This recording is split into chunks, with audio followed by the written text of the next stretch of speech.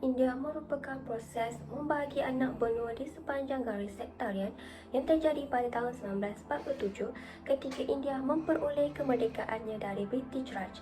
Bahagian utara, sebahagian besar Islam di India menjadi negara Pakistan, manakala bahagian selatan dan majoriti Hindu menjadi Republik India. Bermulanya pada tahun 1885, Kongres Kebangsaan India dikenali sebagai INC yang dikuasai oleh Hindu bertemu buat kali yang pertama pada tahun 1905 apabila British membuat percubaan untuk membahagikan dan memecah belah negara Bengal mengikut garis agama.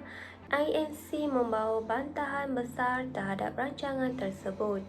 Hal ini mencetuskan pembentukan Liga Muslim yang cuba menjamin hak-hak umat Islam dalam sebarang rundingan kemerdekaan masa depan. Walaupun Liga Muslim dibentuk bertentangan dengan INC, kerajaan penjajah British cuba memainkan INC dan Liga Muslim dengan satu sama lain. Kedua-dua parti politik secara amnya bekerjasama dalam matlamat yang sama untuk membuatkan Britain keluar dari India. Kedua-dua INC dan Liga Muslim menyokong dengan menghantar pasukan sukarelawan India untuk bertempur atas nama Britain dalam Perang Dunia yang Pertama. Sebagai pertukaran untuk berkhidmatan, lebih daripada 1 juta tentera India, rakyat India menjangkakan konsesi politik termasuk kemerdekaan. Walau bagaimanapun, selepas perang, British tidak menawarkan konsesi yang sedemikian. Pada bulan April 1919, satu unit tentera British pergi ke Amritsar di Punjab untuk membungkam pergolakan pro-kemerdekaan. Panglima unit memerintahkan orangnya untuk membakar orang ramai yang tidak bersenjata, membunuh lebih daripada 1,000 penunjuk perasaan. Apabila perkataan pembunuhan Amritsar merebak di seluruh India, beratus-ratus ribu orang yang dahulu tidak berpolitik telah menjadi penyokong INC dan Liga Muslim. Pada tahun 1930-an, Mohandas Gandhi menjadi tokoh utama dalam INC. Walaupun beliau menganjurkan Hindu dan Muslim yang bersatu dengan hak yang sama untuk semua, namun terdapat ahli INC yang lain kurang cenderung untuk bergabung dengan orang Islam melawan British. Akibat daripada hal tersebut, Liga Muslim mula membuat rancangan untuk menjadikan negara Islam yang berasingan. Perang Dunia Kedua mencetuskan krisis hubungan antara British, INC dan Liga Muslim. British mendesak India sekali lagi untuk menyediakan tentera dan bahan yang sangat diperlukan untuk usaha peperangan. Tetapi INC menantang dengan menghantar orang India untuk berperang dan mati dalam Perang Britain. Selepas pengkhianatan berikutan Perang Dunia Pertama, INC tidak menyedari sebarang manfaat daripada India.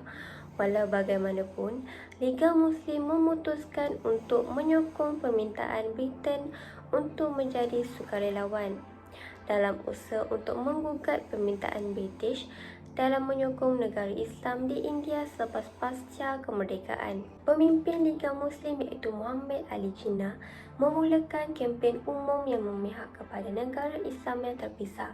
Sementara itu, Jawaharlal Nehru dari INC pula memihak kepada India yang bersatu kerana baginya orang Hindu jualah yang akan membentuk sebahagian besar penduduk India untuk menguasai sebarang bentuk pemerintahan demokratik. Apabila kemerdekaan semakin hampir, negara mula turun ke arah perang saudara sektarian. Walaupun Gandhi meminta orang India untuk bersatu dalam penentangan yang aman terhadap pemerintahan British, Liga Muslim menaja Hari Tindakan Langsung pada 16 Ogos 1946 yang mengakibatkan kematian lebih dari 4,000 Hindu dan Sikh di Calcutta. Ini menyentuh Week of the Long Knife, iaitu Minggu Pisau Panjang, yang merupakan sebuah pesta keganasan sektarian yang mengakibatkan ratusan kematian di kedua-dua belah pihak dari berbagai bandar di seluruh negara India. Pada bulan Februari 1947, pemerintah British mengumumkan bahawa India akan diberikan kemerdekaan menjelang Jun 1948. Viceroy untuk India, Lord Louis Mountbatten, meminta kepimpinan Hindu dan Muslim untuk bersetuju membentuk negara bersatu, tetapi mereka tidak dapat untuk membuat sedemikian. Dengan keputusan yang memihak kepada partition yang dibuat, pihak-pihak yang akan datang menghadapi tugas yang hampir mustahil ini untuk menetapkan sempadan antara negara-negara baru.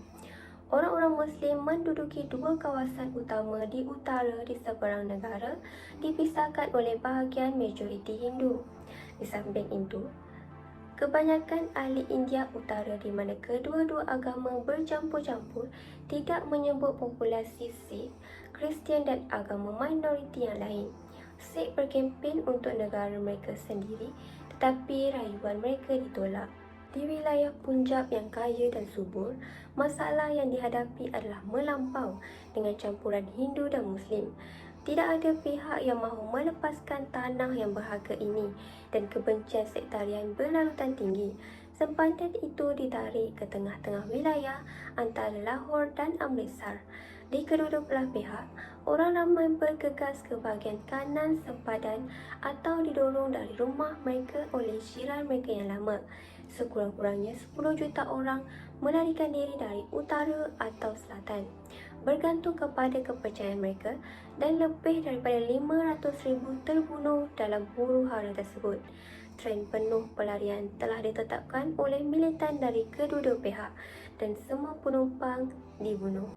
Itu saja penerangan saya mengenai pemisahan antara India dan Pakistan pada tahun 1947. Sekian, terima kasih.